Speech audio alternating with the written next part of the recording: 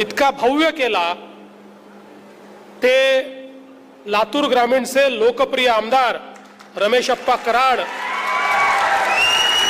संजयजी केणेकर, देवेंद्रजी कोठे, बसवराजजी पाटील, अजितजी कव्हेकर, पाशाजी पटेल, गोविंदजी केंद्रे, शिवाजीराव पाटील कव्हेकर, आमच्या अर्चनाताई पाटील चाकूरकर, संजयजी कोडगे, अरविंद पाटील निलंगेकर, ज्यांच्या काळामध्ये हा पुतळा या ठिकाणी स्थापित झाला ते राहुल केंद्रेजी, बळवंत शिवसेनेचे बळवंत जाधवजी, मकरंद सावेजी, देविदास काळेजी, प्रेरणा होनराव, अमोल निडवदे, आपल्या जिल्हाधिकारी वर्षाताई ठाकूर, शहाजी उमाप, राहुल कुमार मीणा, अमोल तांबे, श्रीमती मानसी मीणा, मंचावरील सर्व मान्यवर पदाधिकारी अधिकारी आणि माझ्यासमोर उपस्थित असलेले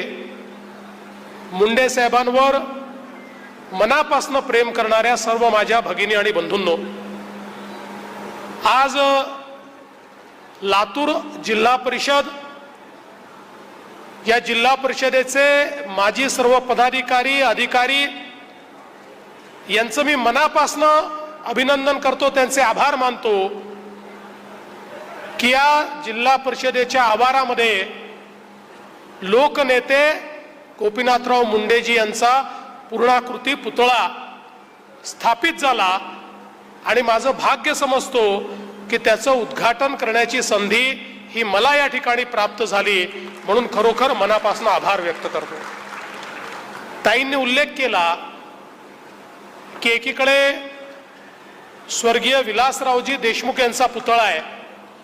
विलासरावजींनी देखील या महाराष्ट्रामध्ये मुख्यमंत्री म्हणून, देशाचे मंत्री म्हणून एक मोठी लोकप्रियता मिळवली आणि मुंडे साहेब आणि विलासरावजी यांची मैत्री ही संपूर्ण महाराष्ट्राला माहिती आहे। त्यामुळे पुन्हा एकदा दोन्ही मित्र स्मारकाच्या स्वरूपातही आजूबाजूला आले, ही देखील मला असं वाटतं एक विलक्षण अशा प्रकारचा हा योगायोग या ठिकाणी आहे।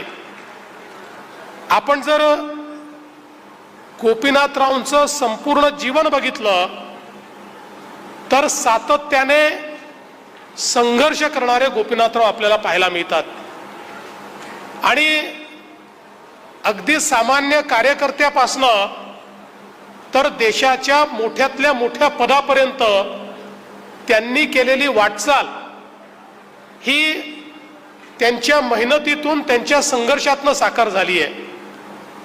खरं तर आपण विचार करा, अवघ्या 35-37व्या वर्षी गोपीनाथराव भारतीय जनता पक्षाचे अध्यक्ष झाले। महाराष्ट्रामध्ये त्यावेळच्या भारतीय जनता पक्षाच्या नेतृत्वाने हा निर्णय केला की आपल्याला तरुण रक्त हवं आहे, आपल्याला नवीन रक्त हवं आहे, आपल्याला हा पक्ष जर मोठा करायचा असेल तर संघर्ष करणारी तरुणाई ही एकत्रित केली पाहिजे आणि मग अशा प्रकारचे अनेक तरुण हे भारतीय जनता पक्षाने त्यावेळी एकत्रित केले आणि त्यांचं नेतृत्व करण्याची संधी ही गोपीनाथरावजींना दिली। खरं म्हणजे त्यावेळेस पक्षामध्ये त्यांच्यापेक्षा अनेक ज्येष्ठ लोक होते, पण पक्षाला माहिती होतं की सामान्य माणसामध्ये जर आपल्याला पक्ष पोचवायचा असेल तर असा संघर्ष करणारा तरुण हा आपल्याला पक्षाचा नेता म्हणून दिला पाहिजे। आणि गोपीनाथरावांनी त्या ठिकाणी जेव्हापासनं पक्षाची धुरा सांभाळली त्यानंतर कधी मागे वळून बघितलं नाही। इतकं मोठं संघटन हे गोपीनाथरावजींनी तयार केलं। आज आपण पाहतोय भारतीय जनता पार्टी महाराष्ट्रातला सर्वात मोठा पक्ष आहे, देशातला तर आहेच, पण महाराष्ट्रातला सर्वात मोठा पक्ष म्हणून भारतीय जनता पार्टी ज्यावेळेस आपल्याला पाहायला मिळतो, याची नीव ठेवणारे, याचे पायवा ठेवणारे जे काही बोटावर मोजण्या इतके लोक आहेत, त्यातलं ठळक नाव, प्रमुख नाव जर कुठलं असेल तर ते गोपीनाथरावजी मुंडे यांचं आहे, हे देखील आपल्या सर्वांना कबूल करावं लागेल। आणि मग त्यांनी वेगवेगळ्या यात्रांच्या माध्यमातून एक मोठा संघर्ष उभा केला। आणि आपल्याला माहिती आहे 90च्या दशकामध्ये ज्यावेळेस गोपीनाथरावांना विरोधी पक्षनेता पद मिळालं, महाराष्ट्राच्या राजकारणामध्ये विरोधी पक्ष नेते कसे असावे याचं जेव्हा आपण उदाहरण देतो तेव्हा पहिलं नाव आपल्या डोळ्यासमोर हे गोपीनाथराव मुंडेंचं येतं। आपल्याला माहिती आहे की आपण इतिहासात ऐकतो की मुघलांना संताजी धनाजी हे पाण्यामध्ये देखील दिसायचे। तशी अवस्था 90च्या दशकामध्ये झाली होती। त्यावेळेस मुघल नव्हते, मी विरोधकांना मुघल म्हणत नाही, नाहीतर कोणीतरी म्हणेल विरोधकांना मुघलच म्हटलं, पण तेव्हाच्या सत्ताधाऱ्यांना रात्री झोपेतही गोपीनाथरावजीच दिसायचे। आणि उद्या गोपीनाथरावजी काय गप्पस्फोट करतील याची धडकी ही त्या ठिकाणी सत्तारूढ पक्षाला असायची। एक एक राजकारणाच्या गुन्हेगारीकरणाच्या विरुद्ध एक एक विषय जो गोपीनाथरावजींनी मांडला। आणि विषय मांडत असताना अलीकडच्या काळामध्ये लोक हवेत बार सोडतात, पुरावे काहीच नसतात, बोलून निघून जातात, दुसऱ्या दिवशी वेगळं बोलतात, अनेक वेळा मीडियाही त्यांना विचारत नाही। पण गोपीनाथराव मुंडे अशा व्यक्तीचं नाव होतं ज्याने विधानसभेमध्ये उभं राहून आरोप केला तर कधीच आरोप परत घेण्याची वेळ त्यांच्यावर आली नाही, समोरच्याचा राजीनामा घेऊनच ते खाली बसले। अशा प्रकारचं गोपीनाथरावांचं काम होतं। आणि म्हणून राजकारणाच्या गुन्हेगारीकरणावर एक एक ज्यावेळेस त्यांनी त्या ठिकाणी काम करणं सुरू केलं आणि मग ज्या काळामध्ये या महाराष्ट्रामध्ये दाऊदचा बोलबाला होता त्यावेळी थेट सभागृहामध्ये उभं राहून दाऊदला देखील आव्हान देण्याचं काम हे गोपीनाथराव करायचे। आणि त्या काळच्या सत्ताधाऱ्यांना तुम्ही कसे दाऊद खाली दबलेले आहात हे सांगण्याचं धारिष्ट देखील गोपीनाथराव मुंडेंमध्ये होतं। आपल्याला माहिती आहे ज्या प्रकारे त्यांनी एक एक त्या काळामध्ये घोटाळे बाहेर काढले, एक एक त्या ठिकाणी स्कॅम बाहेर काढले, त्यातून खऱ्या अर्थानं महाराष्ट्रामध्ये एक वातावरण उभं झालं। आणि 1995ला त्याच वातावरणामध्ये गोपीनाथरावजी संघर्ष यात्रा घेऊन निघाले आणि त्या संघर्ष यात्रेने खऱ्या अर्थानं उभा महाराष्ट्र ढवळून काढला। आपल्याला माहिती आहे संघर्ष यात्रा ज्या गावात जायची त्या ठिकाणी गावच्या गावं रिकामी व्हायची। अनेक ठिकाणी जेव्हा संघर्ष यात्रा एखाद्या गावात जाऊ शकायची नाही त्यावेळेस अख्खं गाव रिकामं येऊन त्या ठिकाणी मोठ्या रस्त्यावर यायचं, महामार्गावर यायचं, कारण त्यांना गोपीनाथरावजींची एक झलक पाहायची असायची। अशा प्रकारची संघर्ष यात्रा काढून या महाराष्ट्रामध्ये एकीकडे गोपीनाथराव आणि दुसरीकडे हिंदुहृदय सम्राट शिवसेना प्रमुख बाळासाहेब ठाकरे यांनी अशा प्रकारचं रान पेटवलं की महाराष्ट्रामध्ये परिवर्तन घडलं आणि महाराष्ट्रात पहिल्यांदा महायुतीचं सरकार आलं। या सरकारमध्ये देखील अनेक खाती त्या ठिकाणी मुंडे साहेबांनी पाहिली, ऊर्जा खातं असेल, पाटबंधारे खातं असेल, पण सगळ्यात महत्वाचं खातं जे मुंडे साहेबांनी सांभाळलं ते म्हणजे गृह खातं। कारण तो काळ राजकारणातल्या गुन्हेगारीकरणाचा होता। मुंबईमध्ये एखाद्या श्रीमंत व्यक्तीने गाडी घेतली तर त्याला 1 तासात फोन यायचा, खूप पैसा तुझ्याकडे आलाय, गाडी घेतली आहे, आम्हाला एवढे पैसे पाठवून दे नाहीतर तुझ्यावर आम्ही हल्ला करू। अशा प्रकारची अवस्था होती। काळी दिवाळी लोक साजरी करायचे अशी अवस्था होती।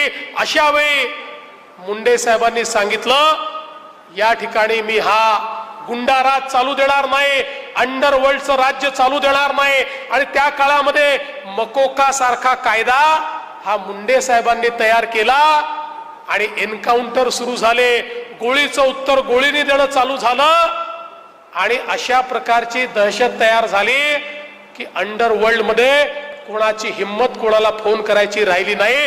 अंडरवर्ल्डच्या विळख्यातनं या महाराष्ट्राला बाहेर करणारे गृहमंत्री जर कोणी होते तर ते आपले गोपीनाथराव मुंडे होते, याचा मला अतिशय अभिमान आहे।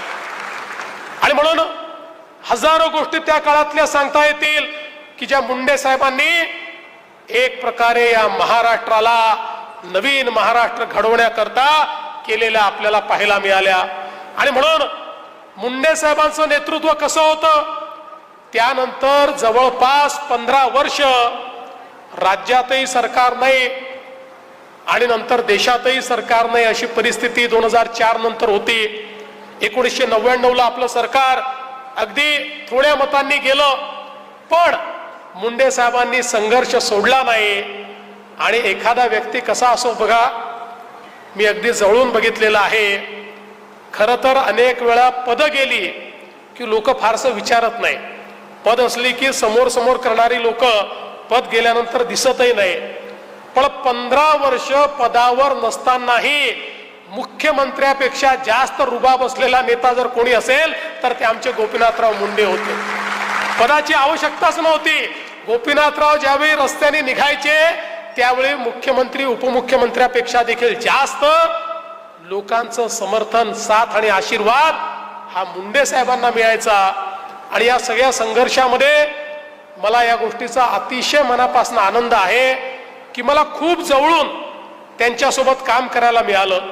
विधानसभेमध्ये विशेषतः मला एक फायदा होता, मी वयाने लहान होतो, त्यामुळे मुंडे साहेब सगळी कामं मला सांगायची, कुठली गोष्ट करायची असेल तरी मला जबाबदारी द्यायची। त्यामुळे इतक्या गोष्टी त्यांच्याकडनं शिकायला मिळाल्या।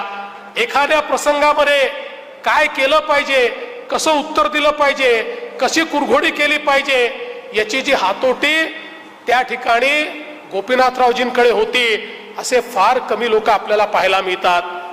अलीकडच्या काळामध्ये आपल्याला अशा प्रकारच्या डिबेट्स पाहायला मिळत नाहीत, पण गोपीनाथरावजी ज्यावेळेस एकेका विषयावर सरकारचे साल्ट काढायचे त्यावेळी त्यांची बोलण्याची जी शैली होती त्यातला खुमासदारपणा होता। समोरच्यावर वज्राघात करत असताना देखील त्याला सहनही होत नाही आणि सांगताही येत नाही, अशी परिस्थिती ते करायचे। त्याच्याशी संबंध त्यांनी कधी खराब केले नाहीत, संबंध चांगले असायचे। पण मी तुम्हाला सांगतो, गोपीनाथरावजींनी सगळ्यात मोठी शिकवण काय दिली, जी माझ्या जीवनामध्ये मी अनेक वर्ष पाळतो आणि पाळली आहे। आणि मला असं वाटतं की जे काही थोडं बहुत यश मला मिळालं ते त्या शिकवणीमुळे मिळालं। मला गोपीनाथरावजी एक दिवस म्हणाले, देवेंद्र एक लक्षात ठेव, सत्ता जी असते ती अशी असते की ती अनेक आमिष आपल्याला दाखवते। सत्ता ही अनेक वेळा आपल्याला वश करते, पण लक्षात ठेव, सत्तेशी संघर्ष करायला शिक। ज्या दिवशी विरोधी पक्षात असताना सत्तेशी समझोता करशील त्या दिवशी कदाचित संपत्ती मोठी होईल, पण नेतृत्व कधी मोठं होऊ शकणार नाही। आणि म्हणून सत्तेशी समझोता करू नकोस। आणि मी जीवनभर ते पाहिलं, जोपर्यंत विरोधी पक्षात होतो तोपर्यंत पाहिलं। मध्ये 2.5 वर्ष पुन्हा एकदा विरोधी पक्षात जायची वेळ आली, एकही दिवस सत्ता पक्षाच्या नेत्यांना झोपू दिलं नाही, कारण माझ्यासोबत गोपीनाथराव मुंडेंची शिकवण होती, सत्तेशी संघर्ष करायचा, सत्तेशी समझोता करायचा नाही। तो समझोता कधी केला नाही। आज मला खरं म्हणजे अनेक प्रसंग आठवतात। सभागृहामध्ये कितीही अडचणीची परिस्थिती असली, कितीही संघर्षाची वेळ असली, कितीही सभागृहामध्ये गदारोळ असला आणि मुंडे साहेब उभे राहिले, अख्खं सभागृह शांत बसायचं आणि मुंडे साहेबांचं भाषण ऐकायचं। सभागृहाच्या पेच प्रसंगामध्ये अनेक वेळा ज्यावेळी सभागृहाचे अध्यक्षांना आता सभागृह कसं सांभाळावं असा प्रश्न निर्माण व्हायचा, ते हळूच मुंडे साहेबांकडे पाहायचे। मग मुंडे साहेब तर विरोधी पक्षात होते, पण एक जबाबदार नेते होते। जबाबदार नेता हा सत्ता पक्षात असो की विरोधी पक्षात असो, तो कधीही आपल्या विधानसभेची पत खाली जाऊ देत नाही। आणि मग त्यांनी बघितल्याबरोबर मुंडे साहेबांच्या लक्षात यायचं की आता हे सभागृह सांभाळण्याची जबाबदारी आपली आहे। आणि मग मुंडे साहेब उभे राहायचे आणि त्या ठिकाणी ते सभागृह सांभाळायचे आणि सभागृहातलं वातावरण हे पूर्णपणे त्या ठिकाणी परिवर्तित व्हायचं। अनेक वेळा आम्ही बघायचो, मुंडे साहेबांची एक स्टाईल होती, पण एखाद्या व्यक्तीचं जे चरित्र असतं ते किती स्ट्रॉंग असतं, एखाद्या व्यक्तीबद्दल कन्व्हिक्शन किती स्ट्रॉंग असतं। अनेक वेळा बोलत असताना मुंडे साहेबांना कागद सापडायचे नाही। मुंडे साहेबांना कागद पाहून बोलायची सवय नव्हती। कागद त्यांचा पीए खूप द्यायचा आणि ते नेमके कागद हरवायचे। आणि मग पुराव्यादाखल आलेला कागद त्यांना कधी सापडायचा नाही. मग जो कोरा कागद मिळेल तो कोरा कागद दाखवायचे, हा माझ्याकडे पुरावा आहे. पण कोणाची हिंमत नव्हती मुंडे साहेबांना विचारायची की दाखवा मुंडे साहेब तुमच्याकडे काय पुरावा आहे. लोकांना माहिती होतं मुंडे साहेबांनी कागद दाखवला म्हणजे नक्की त्यांच्याकडे पुरावा असेल. त्यांचा कोरा कागद देखील पुरावा म्हणून अख्खं सभागृह स्वीकारायचं, ही मुंडे साहेबांची काम करण्याची पद्धती होती. आणि म्हणून महाराष्ट्राच्या कानाकोपऱ्यामध्ये मुंडे साहेबांनी पक्ष वाढवला. आणि हे सगळं करत असताना एक गोष्ट अजून त्यांच्याकडनं शिकायला मिळाली, ती म्हणजे सामाजिक न्यायाचं कन्व्हिक्शन. मुंडे साहेबांनी सामाजिक न्यायाची कास कधी सोडली नाही. त्याकरता त्यांना राजकारणामध्ये काही अडचणी देखील सहन कराव्या लागल्या. पण मुंडे साहेब हे नेहमीच आपल्या विचारांवर अडिग राहिले. ज्यावेळी मराठवाडा विद्यापीठाचं नामविस्तार डॉक्टर बाबासाहेब आंबेडकरांच्या नावाने करायचा, याच्यावर 2 गट झाले होते, मोठी आंदोलनं चालली होती. त्यावेळी मुंडे साहेबांनी कन्व्हिक्शनने हे सांगितलं की नाही, या ठिकाणी मराठवाडा विद्यापीठाचा नामविस्तार झाला पाहिजे आणि त्याला भारतरत्न डॉक्टर बाबासाहेब आंबेडकरांचं नाव लागलं पाहिजे. आणि त्याकरता संघर्ष केला, त्याकरता जेलमध्ये गेले, त्याकरता मोठ्या प्रमाणात आंदोलनं मुंडे साहेबांनी केली. त्याचा काही परिणाम देखील राजकीय परिणाम त्यांना भोगावा लागला, पण त्यांनी कधी त्याची चिंता केली नाही. दलित, आदिवासी, ओबीसी, भटके, विमुक्त यांच्याकरता गोपीनाथराव मुंडे हे हक्काचं घर होतं. गोपीनाथराव मुंडे हे आपले नेते आहेत, हे आपल्या न्यायाकरता लढतात, अशा प्रकारचं कन्व्हिक्शन होतं. आणि मुंडे साहेबांनीही कधी हा लढा सोडला नाही. किंबहुना महाराष्ट्रातल्या या सगळ्या समाजाला, जो मोठ्या संख्येनं आहे पण जाती जातीमध्ये विखुरलेला आहे, अशा सगळ्या समाजाला एकत्रित करून तुम्ही एकत्रित आलात तर तुम्हाला नेतृत्व मिळेल, तर तुम्हाला निवडून येता येईल, अशा प्रकारची विजिगीषू वृत्ती या समाजामध्ये त्यांनी तयार केली आणि त्यातनं एक मोठ बांधली.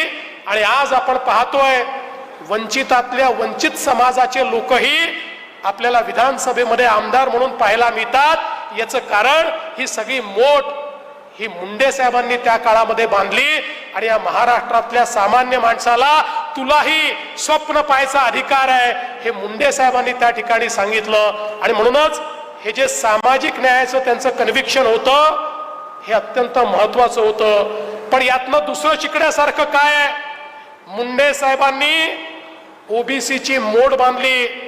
ओबीसीचे नेते म्हणून मुंडे साहेबांकडे पाहिलं गेलं, पण ओबीसीचे नेते म्हणून त्यांच्याकडे पाहत असताना ते इतर कुठल्या समाजाच्या विरोधात आहे असं कोणीच कधी त्यांच्याबद्दल म्हणू शकलं नाही. इतर समाजांनाही मुंडे साहेबांबद्दल तेवढंच प्रेम होतं. आजच्या राजकारण्यांना हे शिकावं लागेल आणि आजच्या माध्यमांना हे समजावं लागेल. एखाद्या समाजाचं त्या ठिकाणी कल्याण झालं पाहिजे, याकरता दुसऱ्या समाजाचा दुस्वास करण्याची आवश्यकता नाही आहे. आपण सगळे एकत्रितपणे या महाराष्ट्रामध्ये महाराष्ट्राचं कल्याण करण्याकरता चाललो.